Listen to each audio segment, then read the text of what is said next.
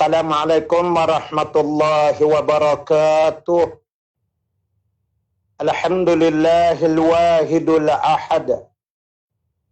Al-fardu samad. Alladzi lam yalid wa lam yulad. Wa lam yakul lahu kufuwan ahad. Asyhadu an la ilaha illallah. Wa asyhadu anna Muhammadan abduhu wa rasuluh. Allahumma salli wa sallim wa barik ala sayyidina Muhammad wa ala alihi wa ashabihi wa tabi'ina bi ihsanin ila yaumiddin, amma ba'du. Faqala Rasulullah sallallahu alaihi wasallam, Sayyidul ayyam yaumul jum'ah.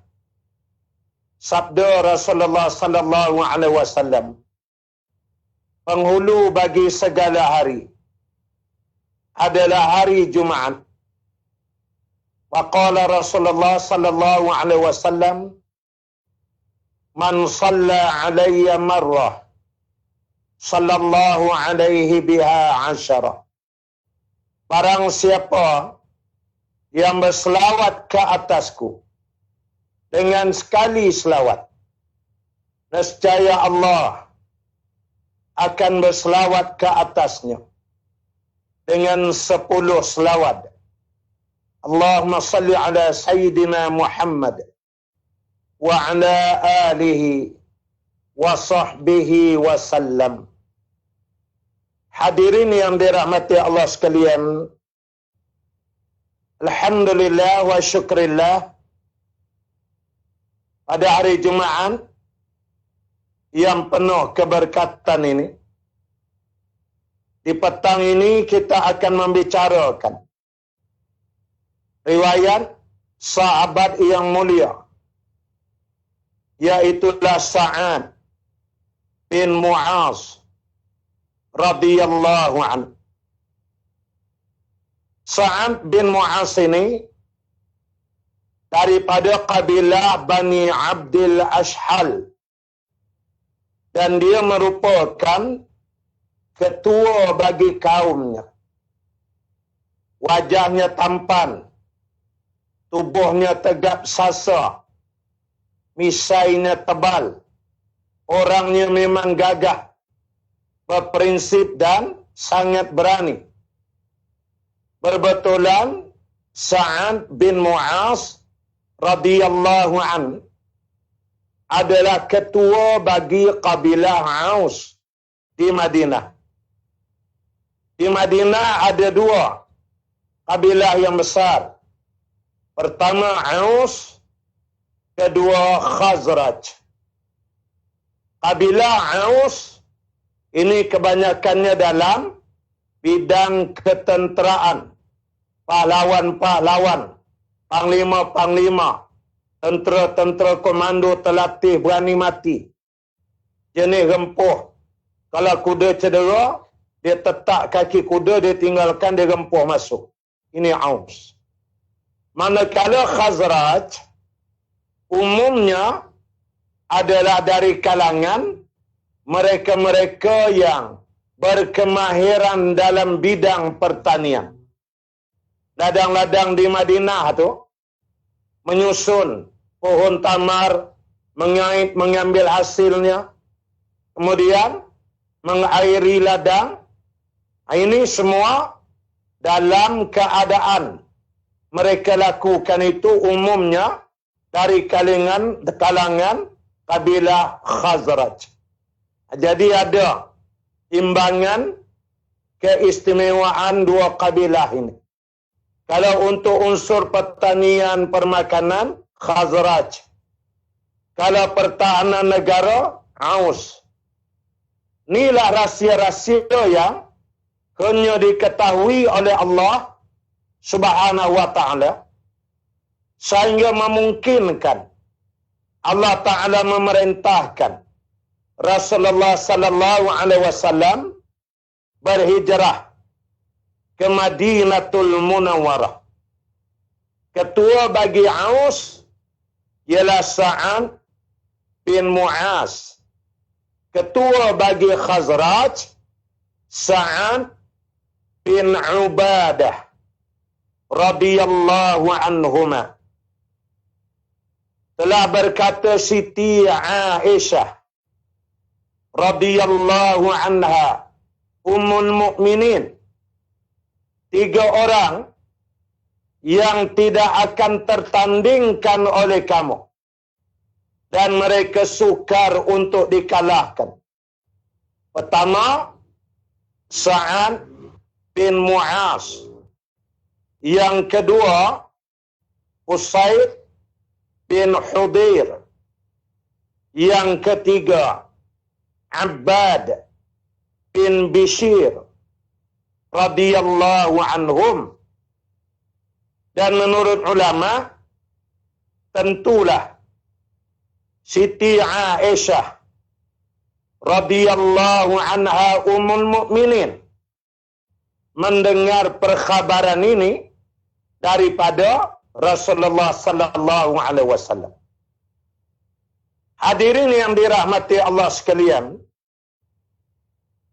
kehebatan Sa'ad bin Mu'az radhiyallahu an telah dituliskan oleh Imam Ibnul Qayyim di dalam kitabnya. Berkata Ibnu Qayyim radhiyallahu an rahimahullahu ta'ala, di kalangan orang Ansar ada Sa'ad bin Mu'az yang kedudukannya sama seperti Abu Bakar As-Siddiq radhiyallahu an dari kalangan Muhajirin. Ini dia. Sa'ad daripada Ansar, Abu Bakar dari kalangan orang Mekah, orang Muhajirin. Etpa. Ini kata Imam Ibnul Qayyim. Semua cercaan orang tidak menghalangnya berjihad sehingga mati syahid pada jalan Allah Subhanahu wa taala. Dialah orangnya yang telah berhukum tepat atas apa yang Allah kehendaki. Dan Jibril alaihi salam turun pada hari kematiannya dan memberitahu kepada Nabi sallallahu alaihi wasallam bahawa arasy Allah Subhanahu wa taala telah bergoncang dengan kematiannya. Ini dinukilkan oleh Imam Ibnul Qayyim rahimahullahu ta'ala. Sidang hadirin yang dirahmati Allah sekalian, Sa'ad bin Mu'az masuk Islam melalui As'ad bin Zurarah radhiyallahu an. As'ad bin Zurarah adalah sepupu kepada Sa'ad bin Mu'az ini. Dan As'ad bin Zurarah radhiyallahu an adalah orang yang pertama mendirikan sembahyang Jumaat di Madinatul Munawwarah. Pada masa itu Rasulullah sallallahu alaihi wasallam masih berada di Makkatul Mukarramah. Ini menurut satu riwayat, di mana As'ad bin Zurarah radhiyallahu an telah mewakafkan rumahnya untuk dijadikan tempat sembahyang Jumaat yang pertama dalam sejarahnya di Madinah. Dan di sini dapatlah dikeluarkan beberapa hukum, yakni apabila ada orang yang mewakafkan, kononlah kawasan itu tak ada masjid lagi, Tak ada surau, tak ada apa. Nak buat modal tak ada. Lalu ada seorang hamba Allah mewakafkan rumah dia. Kita sembahyang di rumah tu. Rumah tu boleh dihukum sebagai masjid dah. Ini menurut satu qaul daripada ulama. As'ad bin Zurarah radhiyallahu an mendirikan solat Jumaat itu yang pertama di rumahnya. Timbul perbahasan dalam hukum fiqh. Ulama-ulama menyatakan bahawa sembahyang Jumaat sekurang-kurangnya hendaklah 40 orang. Kerana pada hari As'ad bin Zurarah radhiyallahu an mendirikan solat Jumaat di Madinah itu, dia mendirikannya dengan jumlah 40 orang sahabat yang menjadi jamaah pada masa itu. Maka berlakulah khilafiyah pandangan dalam bidang fiqh. Ada yang menyatakan bahawa sembahyang Jumaat mesti jumlahnya 40 orang. Kalau tidak sah. Kalau tak cukup 40 yang mustautil. Ini satu qaul. Satu qaul lagi di kalangan ulama, tak cukup 40 pun tak apa. Kerana pada masa As'ad bin Zurarah mendirikan solat Jumaat itu, berbetulan jumlah yang ada semua sekali 40 orang. Makanya itulah sebab yang persembahyang itu 40 orang. Ulama menyatakan bahawa kalau dia ambil hukum atas sifat sembahyang berjemaah, maka dua orang pun boleh mendirikan solat Jumaat. Karena sudah ada seorang imam, ada seorang makmum. Sudah terhukum solat Jumaat.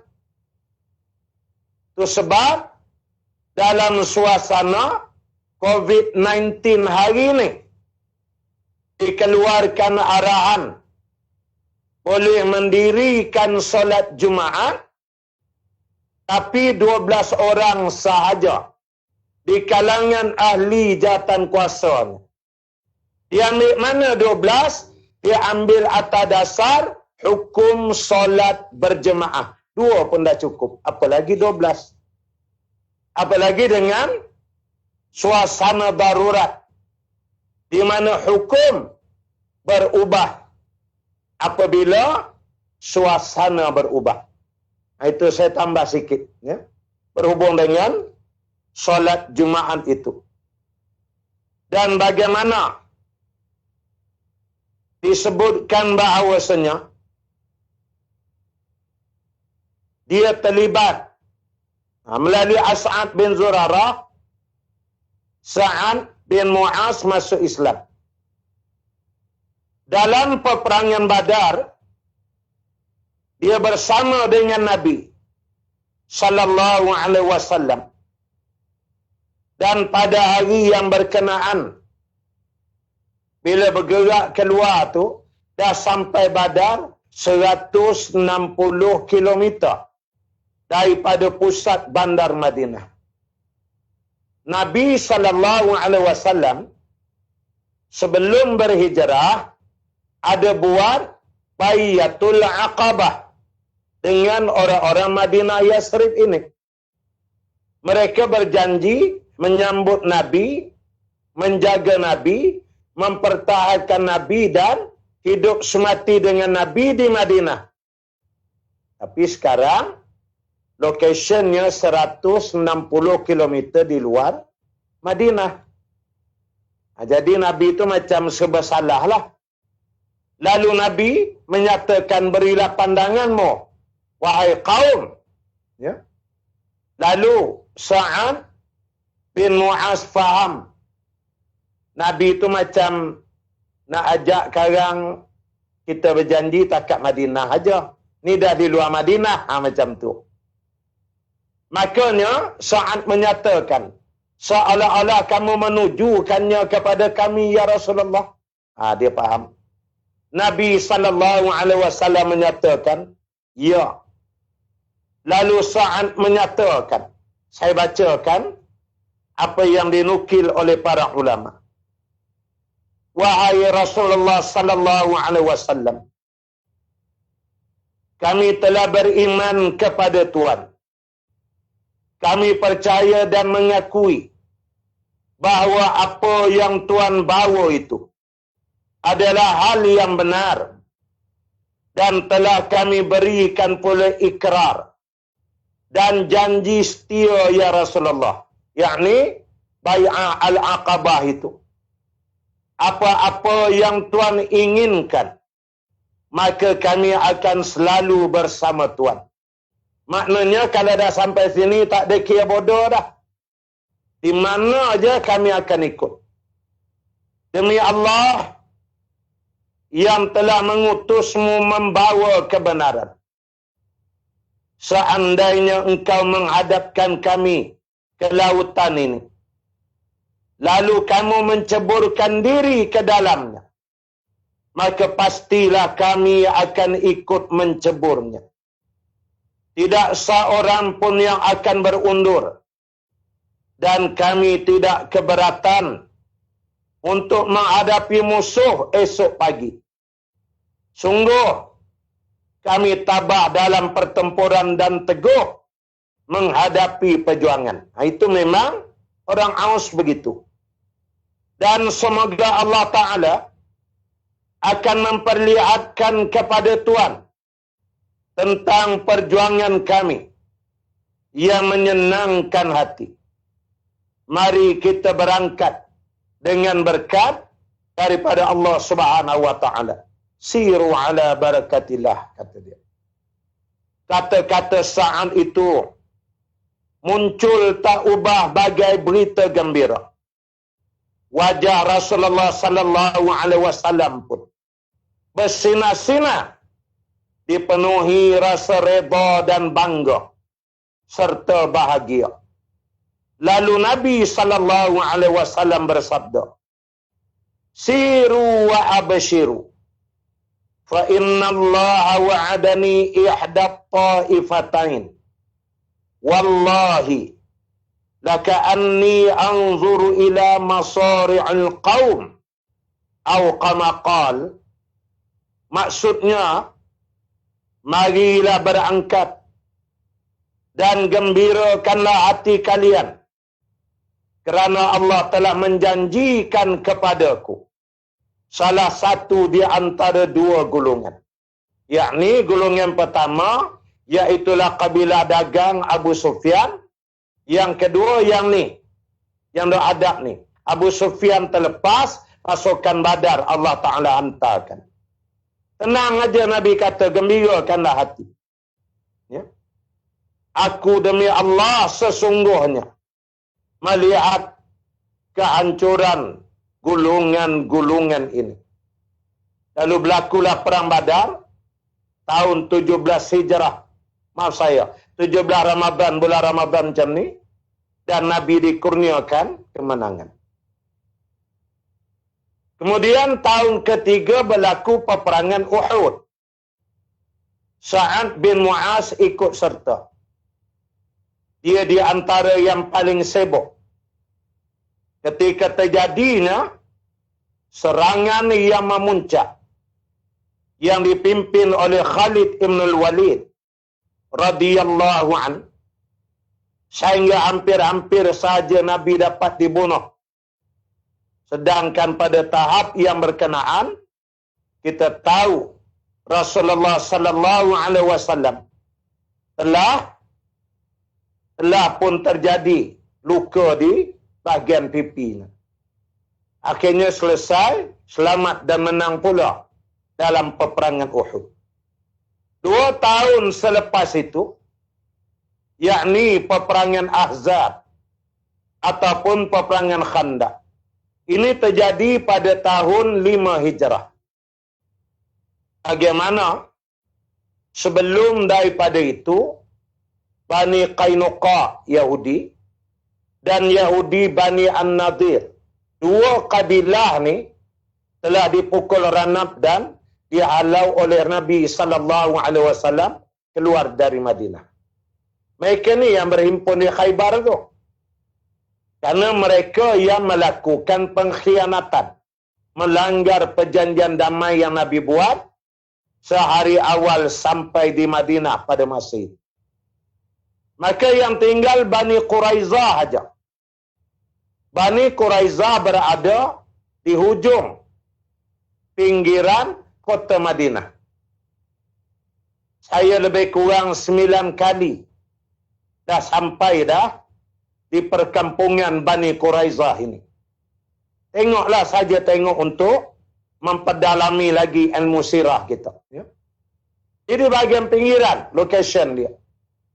Bila dua kabilah tadi, Qainuqa dan An-Nadir terhalau, ketua Bani Qainuqa, Huyai bin Akhtab.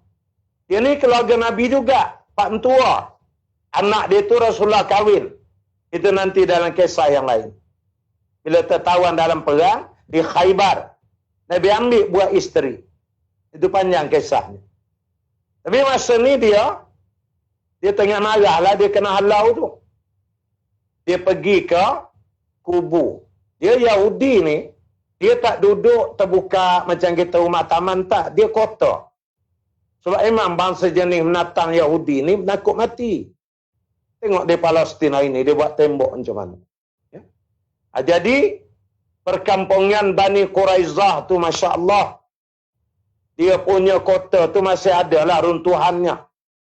Tapi memang dia punya tembok dengan batu, dengan memang kukuh lah. Orang takut mati. Ya? Jadinya, Huyai ibn al-Akhtab ni pergi. Bila pergi, sampai di hadapan pintu kota, dia jerit. Dia kata, wahai kaumku Bani Quraizah, saudaraku, bukalah pintu ni. Bila orang-orang Bani Quraizah jenguk tengok, mereka tak berani. Dia kata tak, kamu dia kata, Bani Qainuqa dan Bani An-Nadir sebelum ni dah kena halau. Saja cari penyakit dengan Muhammad, ini jangan nak ajak-ajak kami. Kami tak mahu. Nanti kan terjadi pula pengkhianatan, kami pula kena bantai, disapu bersih dek Nabi Muhammad tu. Kami tak nak. Katanya, Huyai buka lah kota dulu, bagi saya masuk. Allah, kita kira bukan tak kenal. Sama-sama otai lama-lama punya, orang lama. Kita bincang dulu. Kalau antum semua tak setuju, anak balik. Anak bukan nak paksa. Saja nak tertanya khabar. Kalau setuju. Padahal menurut dalam kitab sirah, memang Huyai bin Akhtab ini memahami, ya, kita harus sedar bahawa di sekitar lingkungan bumi Yasrib Madinah itu ada lebih kurang 20 kabilah. Dari kalangan Arab yang bukan Arab ada 20 kabilah. Yang ni kalau dia dapat paut, memang cantik akan ramai. Dan memang dia berjaya hasut semua. Hebatnya Huyai bin Akhtab ini. Cuma yang tu daripada luar. 20 kabilah ni. Termasuk dalam kabilah ni, ialah kabilah Bani Ghazfan. Ada yang setengah menyebut Bani Ghatafan. Tak apalah, itu dari segi sebutannya. Termasuk Bani Ghazfan ni. Jadi 30 yang di luar tu dia berjaya, dah paut semua. Disatukannya, itu yang jadi Ahzab. Gabungan-gabungan kabilah ni. Cuma pada hemat dan pandangan Huyai bin Akhtab, kalau dapat diajak Bani Quraizah ni, yang ini boleh jadi senjata menikam dari belakang. Itu tujuan dia. Yang dari luar berimpun. Itu yang 10,000. Daripada 10,000, 4,000 tu Bani Ghasfan. Artinya 40% tentera dia. Dan disebut dalam kitab, semua 10,000 tentera itu adalah tentera berkuda. Semua. Jadi bayang 10,000 tentera masuk. Lari gedeguk masuk hala ke Madinah. Haibah dia tu macam mana? 10,000 tentera yang berkenaan. Kemudian, kabilah Bani Ghasfan ni, bila dia join sekali jumlah ramai, dia api-api dia Uyai bin Akhtar, setuju Bani Quraizah.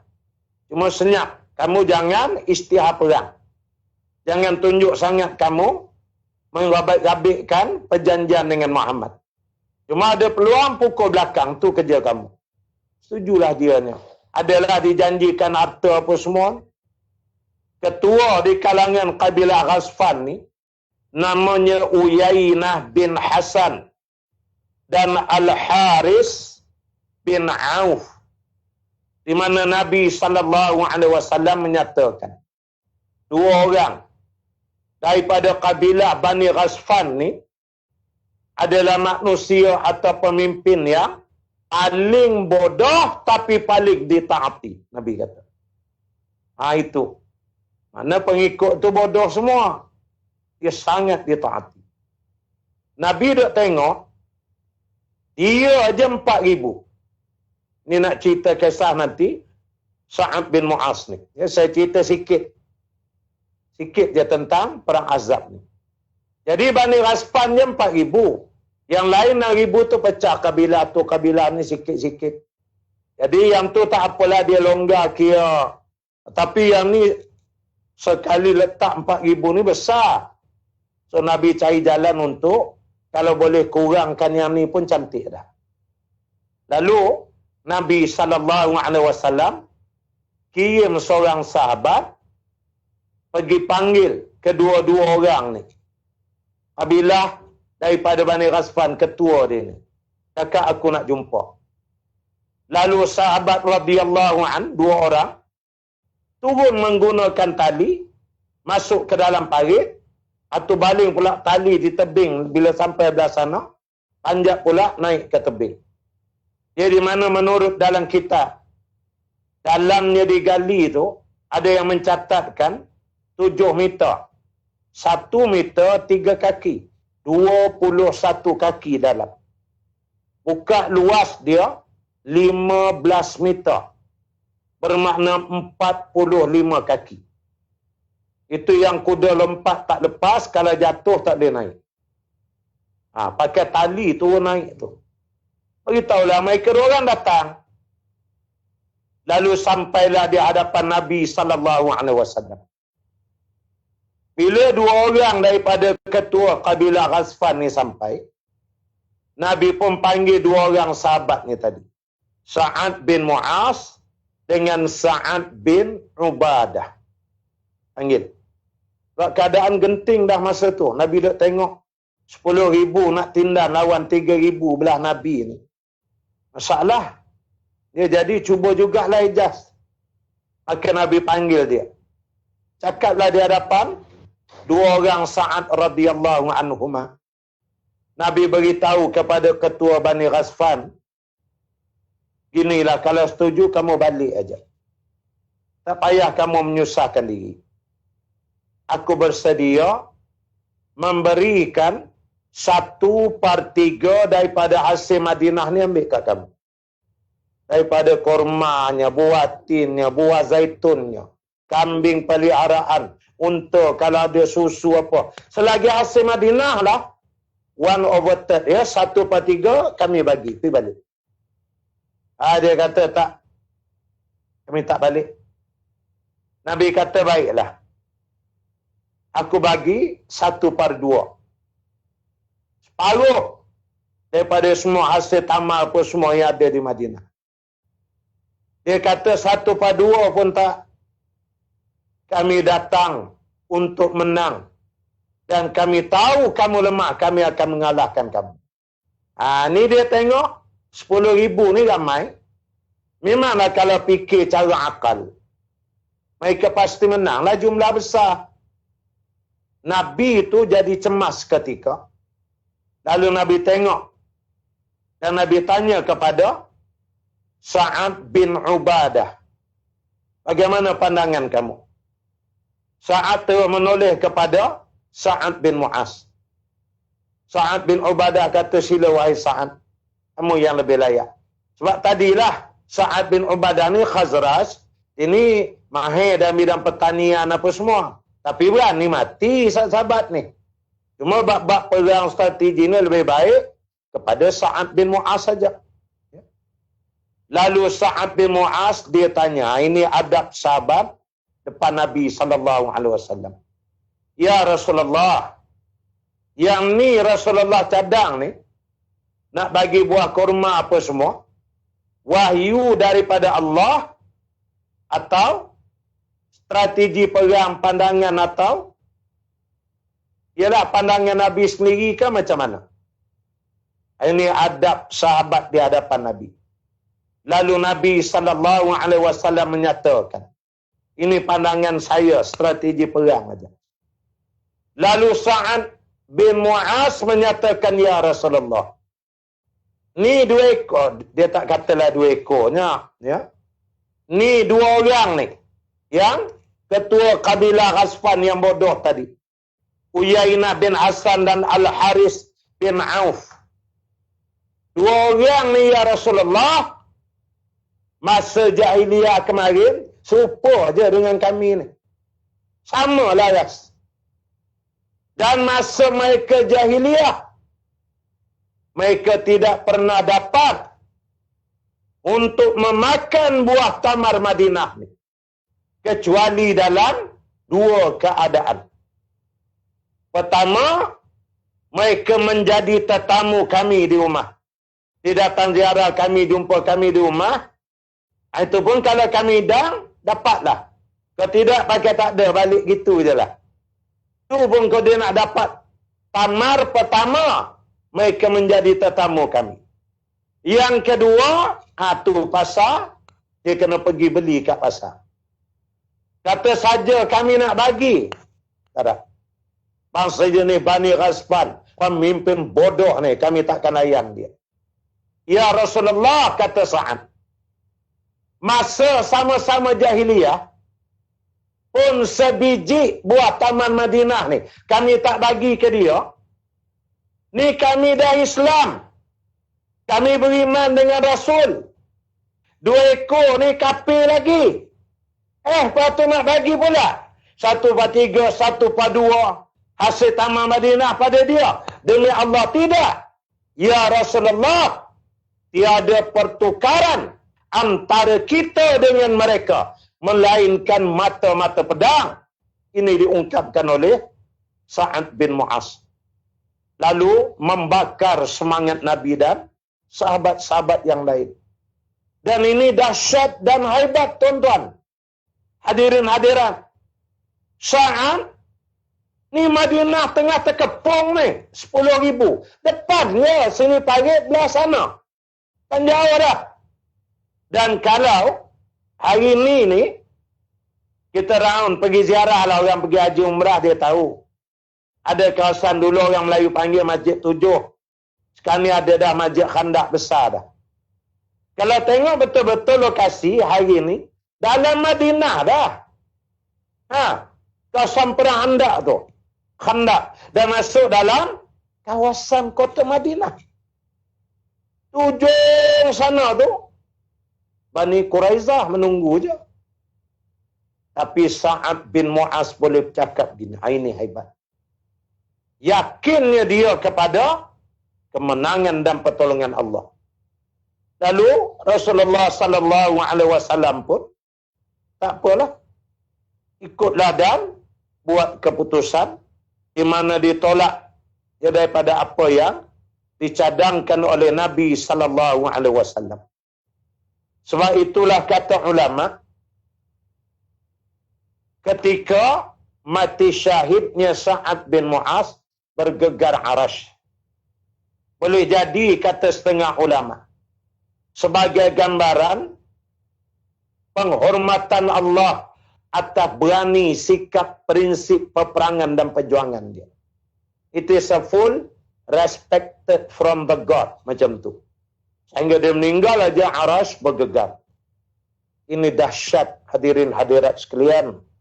Sahabat yang bernama Sa'ad bin Mu'az ini. Melihatkan kepada ketegasannya,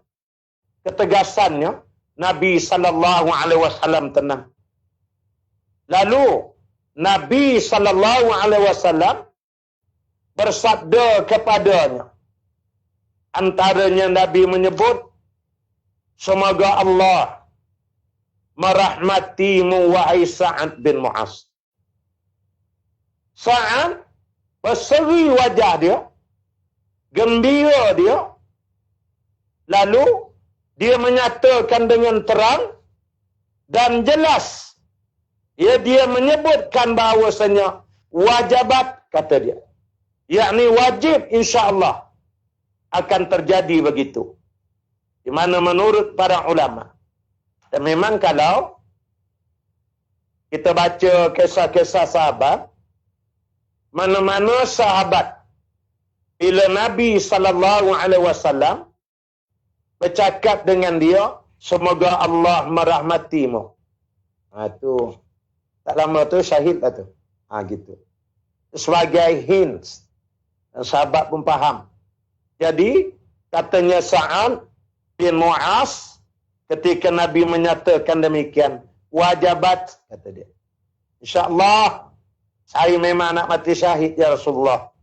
Kalau dah itu jadi alhamdulillah, sukalah dia ni. Lalu terjadilah peperangan Khandaq, saya ringkas saja. Di mana puak-puak di sana, ya, yang berada di sana, mereka telah bertahan selama 35 hari.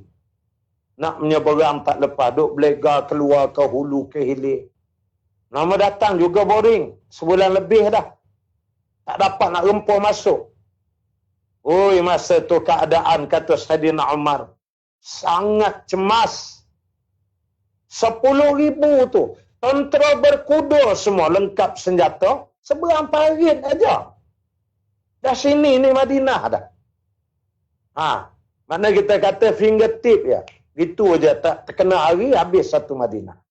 Jatuh. Kata Umar, terjadilah 1 detik. Ada riwayat menyatakan pada hari yang ke-35. Ada yang menyatakan hari yang ke-45. Puak-puak kafir Quraisy ni dengan Bani Ghazfan, dengan seluruh 10,000 tentera yang lain, 10,000 tentera yang lain, mereka dah, dia dalam keadaan dah fed up dah. Tiba-tiba kata Umar, mereka melakukan satu serangan yang mengejutkan.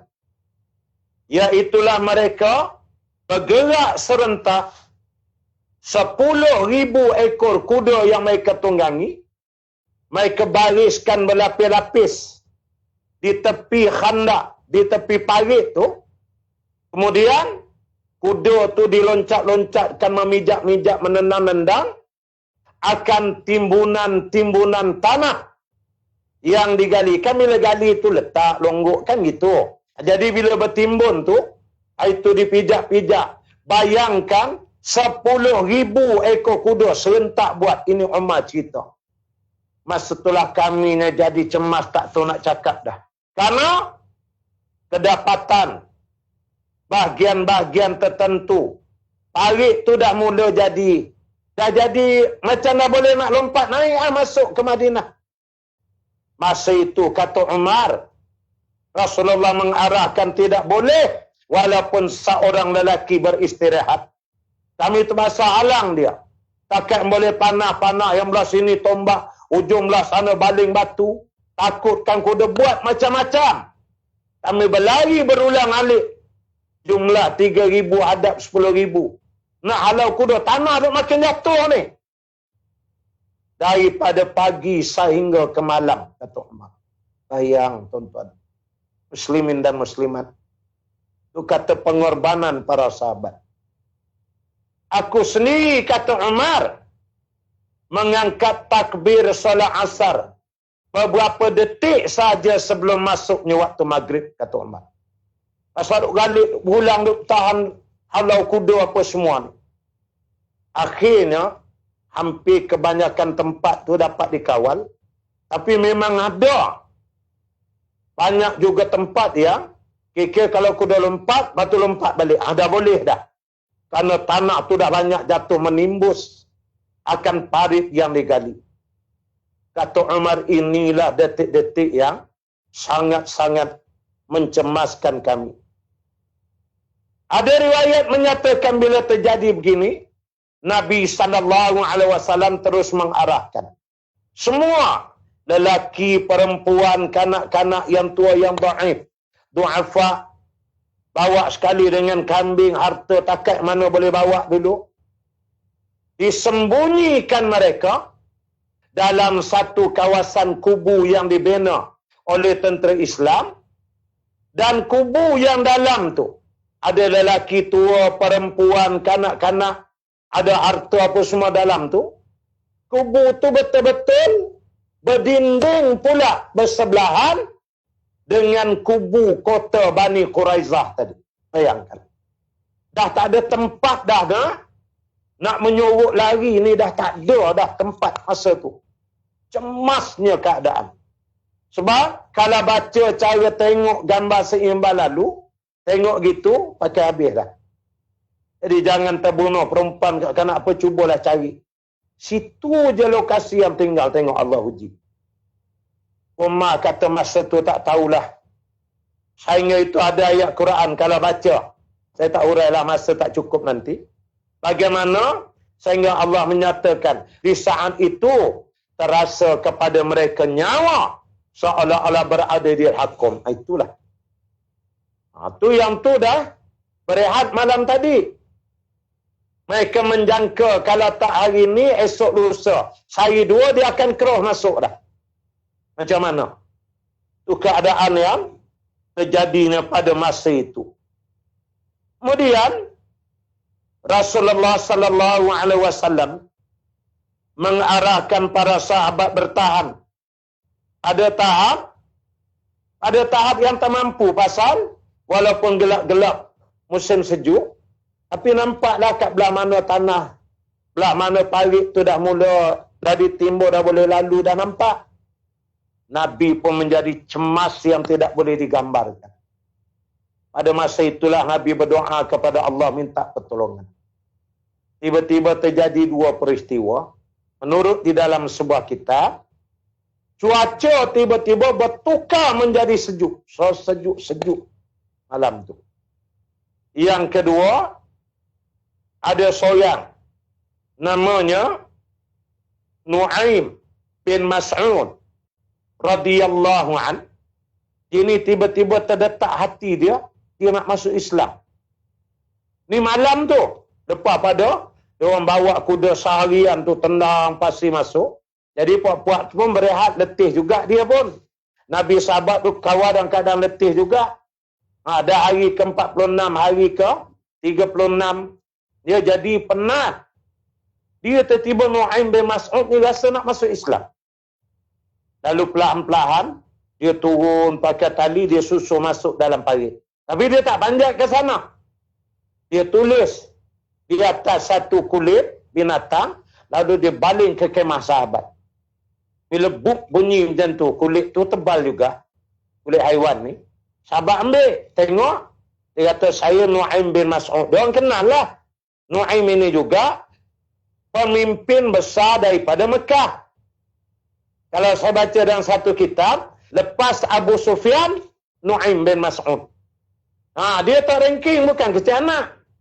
Tengok Allah nak tolong kan. Padahal Quraisy nak serang pagi besok aja. Malam itulah dia datang. Dia jumpa Nabi. Dia baling. Sahabat jumpa Nabi. Kata macam mana ya Rasulullah? Ni nama dia Nu'aim, dia nak jumpa. Nabi kata panggil. Dia pun datang. Sahabat panjat ni, tadi gitu ni bawa. Dia kata ya Rasulullah, saya nak masuk Islam. Asyhadu an la ilaha illallah wa annaka Rasulullah. Lepas tu dia kata ya Rasulullah, perintahkan, arahkan saya. Percayalah dengan Islam saya tak khianat. Saya nak tolong Rasulullah ni. Saya nak tolong Islam. Beritahu saya. Nabi kata, entah nak buat macam mana? Nu'aim minta seorang aja. Yang tu 10,000. Dia kata, kalau Rasulullah izinkan satu perkara, saya buat. Nabi kata apa? Dia kata, saya nak berbohong. Dia izinkan saya berbohong. Ni. Itulah yang Nabi sebut, al-hirbu khida'ah. Sungguhnya peperangan tu tipu daya. Nabi kata, kalau itu terpaksa dibuat, yang penting kita selamat, buatlah. Itu yang dia pergi, dia adu domba. Itu panjang cerita adu domba pun dekat. Sejam setengah juga dia jumpa kabilah-kabilah. Itu lain kalilah saya cerita ni. Ringkasnya, bila jadi macam tu, pecahlah. Pecah puak-puak Quraisy. Bila Abu Sufyan dapat tahu ada pengkhianatan ni, jadi cocok dia, apa nama Nu'aim bin Nu'aim tadi, bin apa? Lupa pula saya, Nu'aim bin Mas'ud. Radiyallahu anhu. Maka Abu Sufyan umum. Jangan balik ke Mekah lah kita. Dia hati dah sakit pasal dia tertipu dengan hasutan kata orang dah khianat dia, Abu Sufyan ni. Dah tentera Mekah tu memang nunggu hari. Dah berpuluh-puluh hari dia ada muak, jelak, letih dah. Kira-kira kalau buat bekalan tinggal Maggi ayam je, Maggi kari dah habis dah.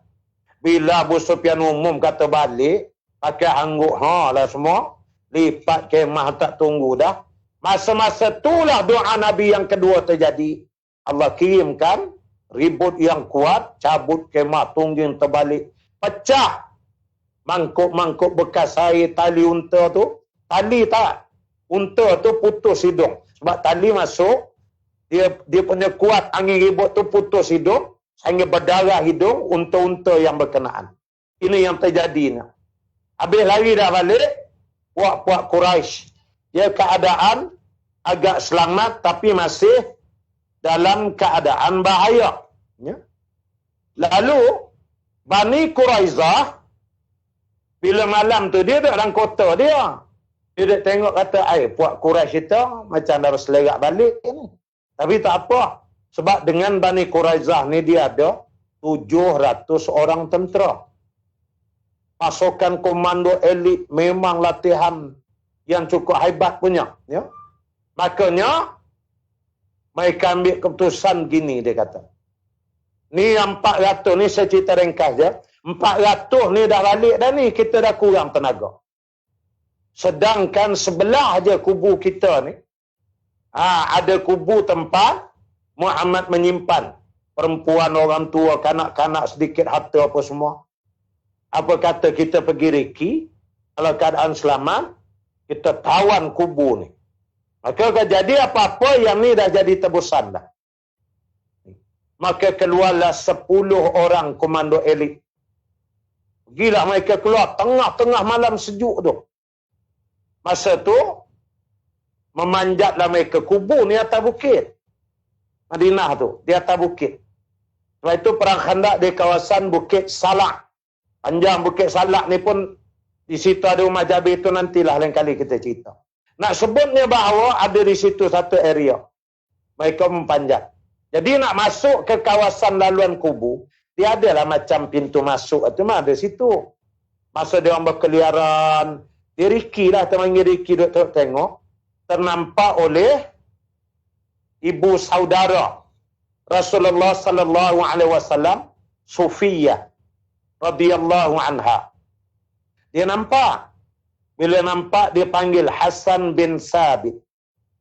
Dia kata, wahai Hasan, saya kenal tu 10 orang dari tadi tu, belega-belega keliling dekat-dekat kawasan kita. Ini ni lain tidak, saya kenal semua ni. Pengintip Yahudi. Ni apa dia cari ke sini ni? Katanya Sufiyah, bahaya kita ni wahai Hasan. Saya harap kamu pergi lawan mereka. Ingat, mereka adalah pahlawan-pahlawan yang cekap dalam peperangan. Katanya Sufiyah. Tiba-tiba Hasan menjawab, saya nak pergi lawan macam mana wahai Sufiyah? Saya ni, Hasan bin Sabit ni penyair. Saya ni seorang penyair Nabi. Saya tak pandai pun perang ni sangat. Saya dah tua. Menurut riwayat masa tu umur dia 80 tahun dah. Sufia dengar macam tu, dia tengok keadaan bahaya. Dia pakai baju besi, baju perang lelaki, dia keluar. Jadi dia tahu location tu. Dia panjat-panjat mengendap-endap naik. Dia akan kena lalu satu tempat nak jenguk tengok. Dia tunggu kat situ. Jenguk kepala dia bagi dengan kayu. Ada kata dengan besi palang bendera. Macam-macam. Penuh tu tumbang jatuh. Dia memang ada bawa pisau. Dia cekak, dia letak, dia sembelih. Putus kepala Yahudi. Ini. Dia kadang-kadang memang walaupun perempuan kan. Dalam keadaan yang kita kata terdesak tu, dia boleh jadi hal-hal macam ni. Dia dah kerak putus. Dia berdiri. Dia naik kat satu kawasan tinggi. Taman bukit. Dia jenguk ke bawah, nampak Yahudi 9 ekor tadi kat bawah. Yang 9 orang kawan ni. Lalu dia angkat kepala macam tu, dia tunjuk. Lepas tu dia golekkan kepala tu ke bawah. Bila kepala tu bergolek, terletak tepi kaki. Kawan-kawan yang di bawah ni, terperanjat tadi orang. Celaka betul dia kata. Rupanya ramai tentera Islam atas tu, lari dong balik. Ya Allah, ya salam. Itu hanya musabab Allah menolong, selamat semua. Padahal langsung tak ada tentera di situ. Lelaki orang tua semua tu umur 80. Semua expired punya. Tapi itulah Allah nak tolong. Perempuan yang menyelamatkan. Yang tadi yang saya cerita. Saya ringkaskan aja tu. Maka lari balik dia masuk dalam kubur. Nabi SAW dapatlah maklumat ni. Lalu Nabi pun tak tunggu dah panggil Sa'ad bin Mu'az dan Sa'ad bin Ubadah. Panggil kata pergi ke sana. Cuba bincang tengok. Bincang, tanya macam mana. Ya? Kalau dia runding selesai lah. Sebab maklumat malam tadi seorang dah kena kerat kepala.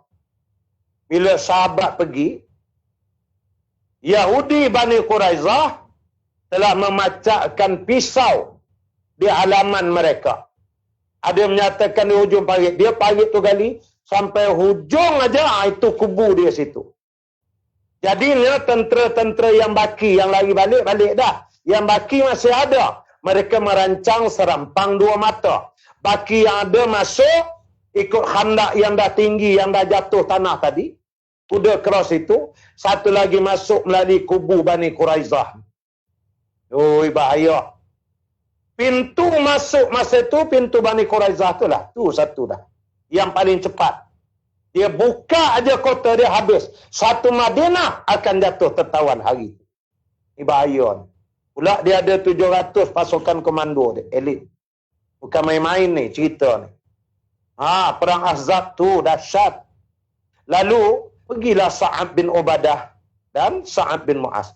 Saya ringkaskan sampai depan kota. Pintu tu dia orang jerit lah. Kenal ke saya? Kata kenal. Apa hal? Sa'ad dah nampak dah pisau dah cacat. Apa semua tu tanda. Mereka telah mengoyak perjanjian damai dengan Rasulullah. Itu isyarat-isyarat perang lah tu. Tak berarti cuba jugalah. Tapi mereka tak yang kata berambur balik ang korang. Sa'ad kata dekat. Sa'ad bin Ubadah jom balik. Dia nak mati ni. Dia nak minta perang. Tak apa, kita balik. Masa dia orang balik tu, Nabi SAW balik ke rumah sekejap. Kawasan kat parit tadi tu dah nampak. Yalah boleh kontrol sikit dah. Balik. Bayanglah 35 hari satu riwayat kata. 45 hari. Tak tahulah mandi ke tak mandi apa semua. Ya. Jadinya, pada masa itu Nabi pun balik ke rumah.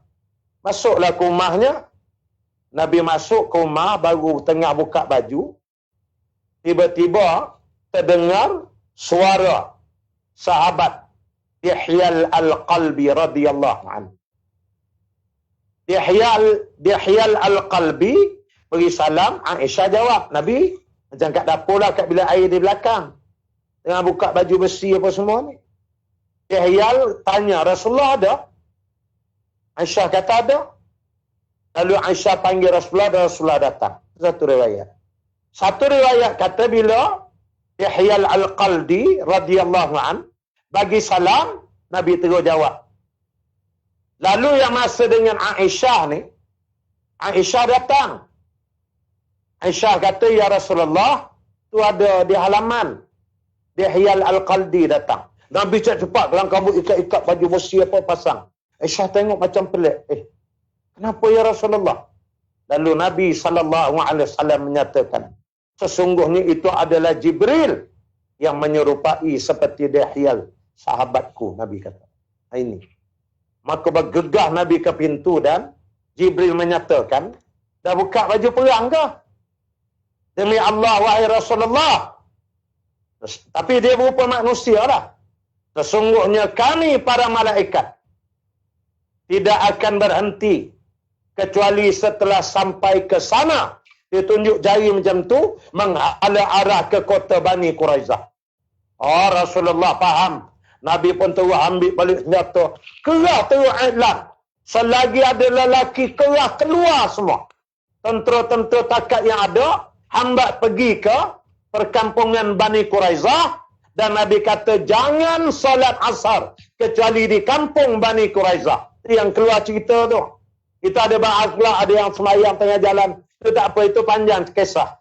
Saya ambil je akhir sampai di sana. Ada riwayat menyebut, dalam perjalanan berambat, Nabi itu jalan laju, berlari. Ambil kenderaan apa semua. Dan sahabat nampak memang keadaan cemas. Sahabat pun ikut. Ada sampai di satu simpang. Yakni di simpang Madinah tu. Ialah kampung tu.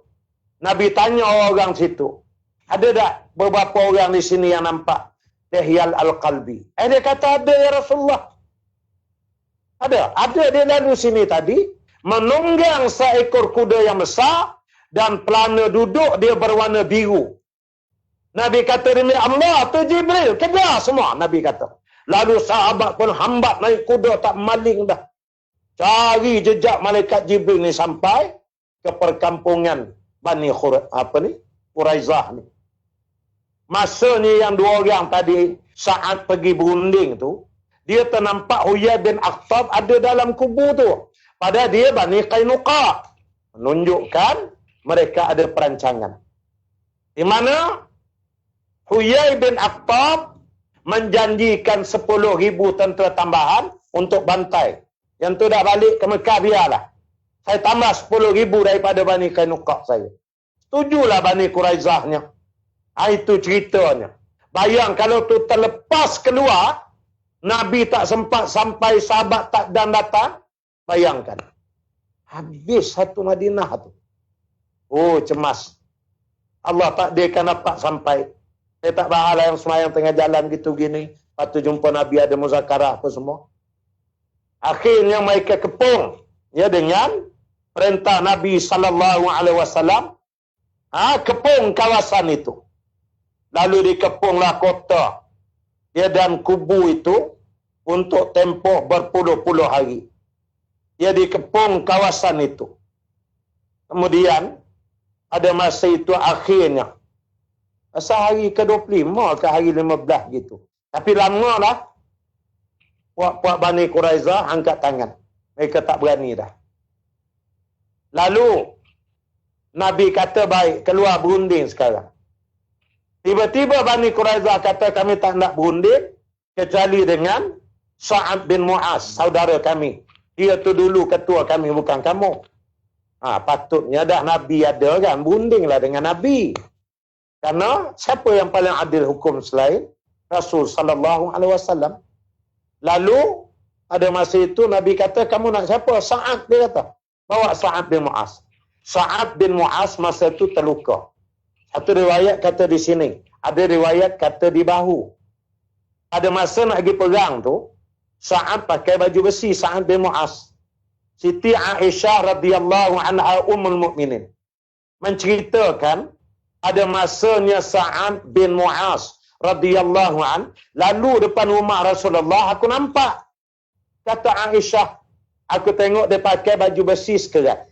Kan ada baju besi yang separuh takat bahu tu, ada yang sampai di pergelangan tangan, bukan? Dia pakai tu yang sekerat ni.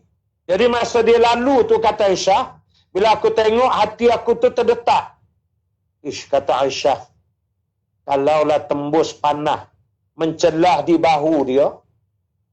Luka juga dia ni. Kawasan-kawasan dekat kepala ni. Kata Aisyah, mudah darah keluar banyak. Rupa dia kata tu jadi sungguh. Dia anak panah terlepas terkena ke dia. Ada kata nadi. Maka masa tu dia sakit di Madinah, di Masjid Nabawi. Nabi kata, cuba tanya dia boleh datang tak? Kalau boleh, suruh dia datang. Dia kata bersedia. Lalu diletakkan dia dalam keadaan sakit, dibaringkan, dibawa naik baral. Naik baral bukan sedih apa pun. Baral aja. Tapi kerana mematuhi akan perintah Allah Subhanahu Wa Taala. Lalu bila dalam perjalanan tu, kiri kanan tu adalah puak-puak munafik, geng-geng Bani Quraizah ni. Dia kata, Sa'ad, bertimbang rasalah, agak-agaklah hukum gitulah. Ini saya nak habiskan dah. Ya? Kemudian sampai. Bila sampai, dia nak Sa'ad bagi hukum. Sa'ad tanya, adakah benar kamu wahai Bani Quraizah bersedia menerima hukumanku? Mereka kata, ya, aku bersedia. Sa'ad berpaling pula pada para sahabat yang lain. Apakah kamu wahai para sahabatku bersedia dengan hukuman yang aku akan jatuhkan? Redha? Semua sahabat radhiyallahu anhum kata redha. Itu kebetulan sebelah kanan dia. Ini dan sejarah. Belah kanan dia tu ada kemah. Kemah itulah tempat Nabi SAW duduk. Nabi rehat situ.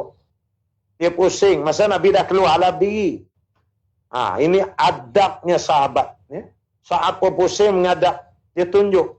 Apakah penghuni kemah seorang yang sangat mulia ini bersedia membenarkan aku menjatuhkan hukum dan meredainya?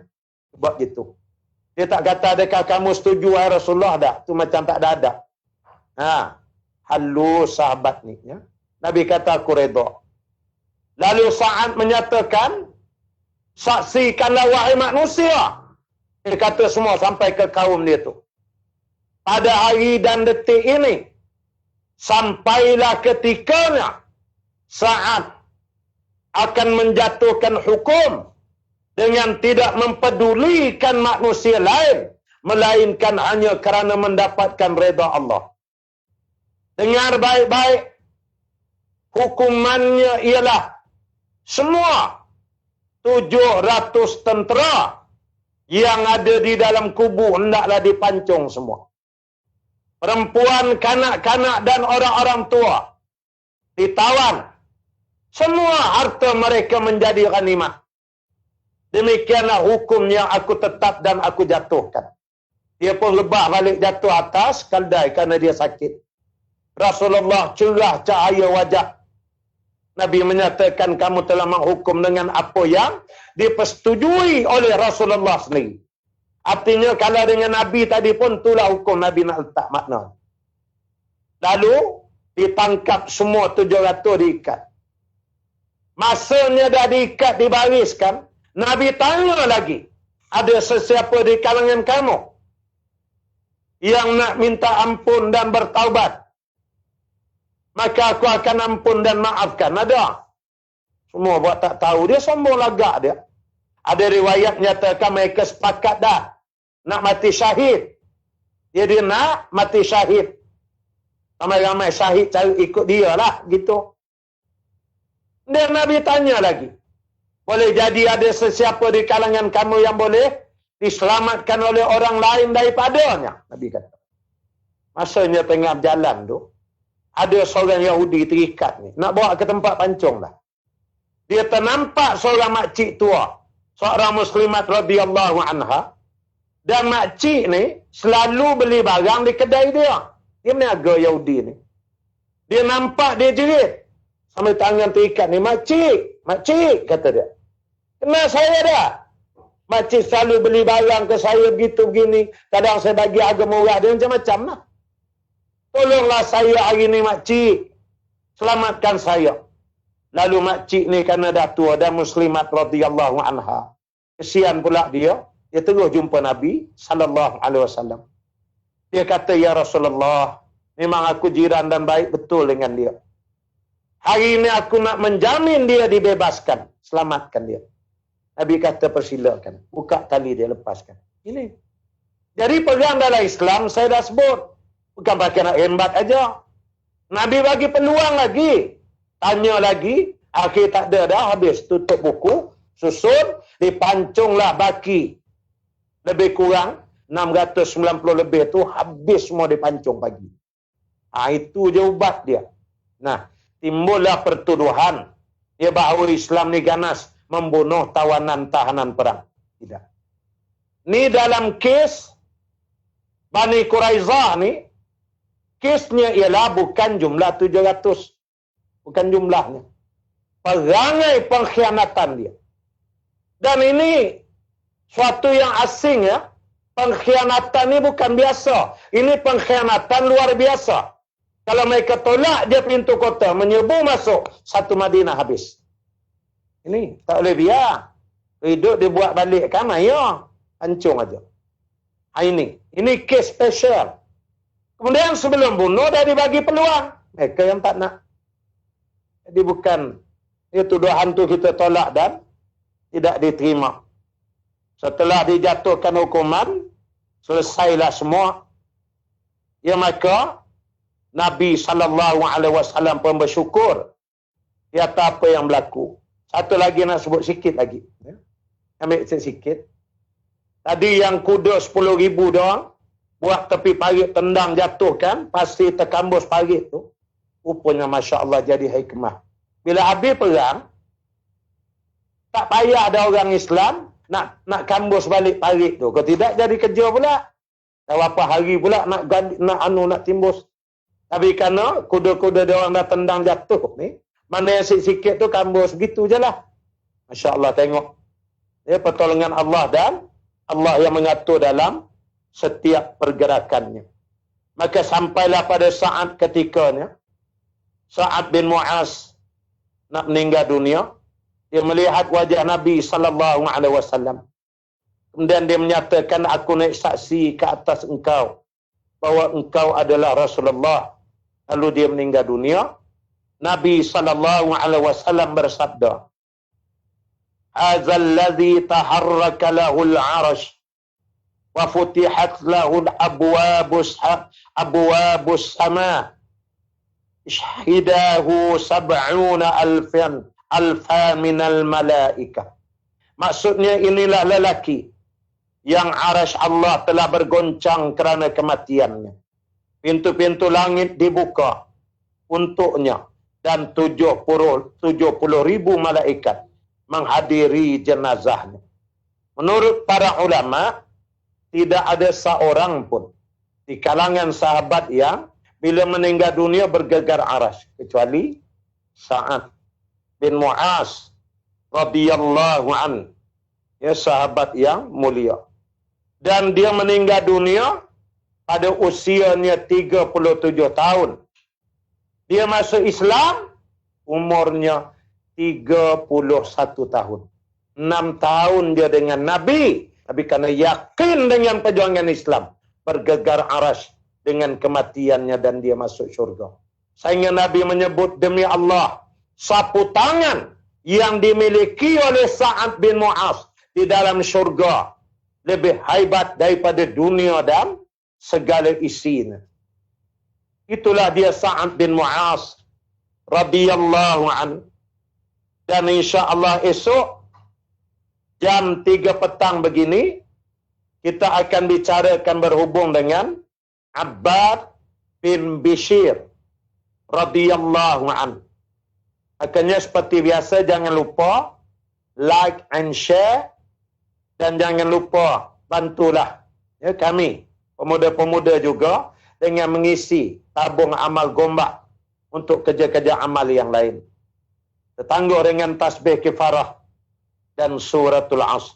Subhanakallahumma wa bihamdik, nashhadu an la ilaha illa anta, nastaghfiruka wa natubu ilaik. Bismillahirrahmanirrahim. Wal 'asri innal insana lafi khusr illa alladhina amanu wa 'amilus solihat wa tawasaw bil haqq wa tawasaw bis sabr. A'udzu billahi minasy syaithanir rajim. Bismillahirrahmanirrahim. Alhamdulillahi Rabbil Alamin. Wassalatu wassalamu ala ashrafil anbiya wal mursalin. Sayyidina Muhammad wa ala alihi wa sahbihi ajma'in. Allahumma inna nas'aluka ridhaka wal jannah. Wa na'udzu bika min sakhatika wan nar. Allahumma innaka afuwun karim. Tuhibbul afwa fa'fu 'anna. Wa 'an walidina 'an jami'il muslimin wal muslimat wal mu'minina wal mu'minat al ahya'i minhum wal amwat bi rahmatika ya arhamar rahimin. Walhamdulillahi rabbil alamin wa billahi taufiq wal hidayah. Assalamualaikum warahmatullahi wabarakatuh. Wallahu alam.